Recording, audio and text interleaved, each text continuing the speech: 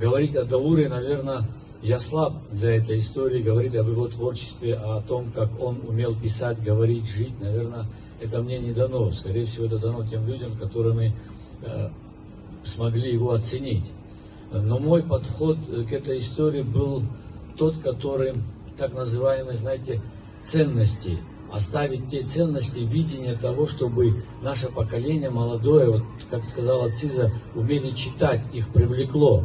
То маленькое привлечение того самого, тех рассказов, романов, которые приносили и отдают тот быт, который он перенес на сегодняшний день. Даур пытался это перенести.